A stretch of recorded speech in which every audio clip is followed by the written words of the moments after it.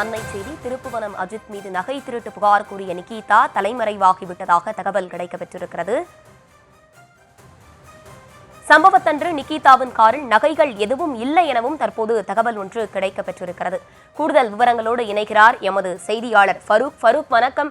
நிகிதா தற்போது தலைமறைவாக இருப்பதாக தகவல் கிடைக்கப்பெற்றிருக்கிறது. இவர் மீது ஏற்கனவே 2011ஆம் ஆண்டு பண மோசடி புகார் இருப்பதாகவும் கூறப்பட்டிருக்கிறது. விரிவான விவரங்கள் என்ன?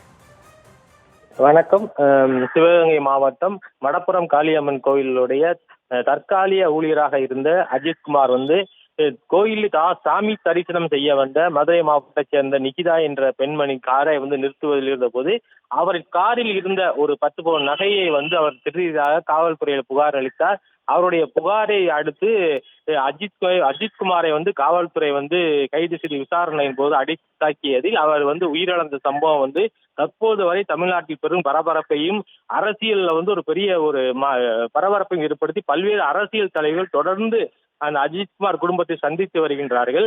இந்நிலையில் அஜித்குமார் மீது ஒரு பரபரப்பான ஒரு குற்றச்சாட்டை சுமத்திய நிகிதாவின் காரில் சம்பந்தப்பட்ட அந்த தினத்தில் காரில் நகையே இல்லை என்பது போல் ஒரு தகவல் தற்போது பரபரப்பாக வெளியாகியுள்ளது.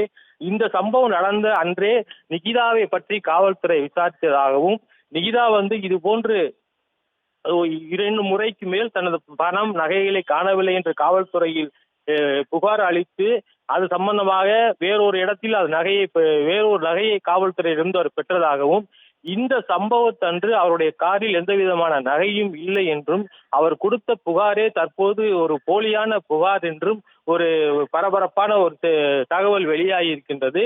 இதன் அடிப்படையில் தற்போது நிகிதாவே தலைமறைவாகிவிட்டதாகவும் காவல்துறை அவர் மீது தற்போது வழக்கு பதிவு செய்யப்பட உள்ளதாகவும் இந்த தகவல் வெளியாகி உள்ளது. இந்த சம்பவம் தமிழ்நாடு அளவில் மேலும் இந்த அஜித்குமாருடைய கொலை வழக்கில் பெரும் பரபரப்பை ஏற்படுத்தி வருகிறது.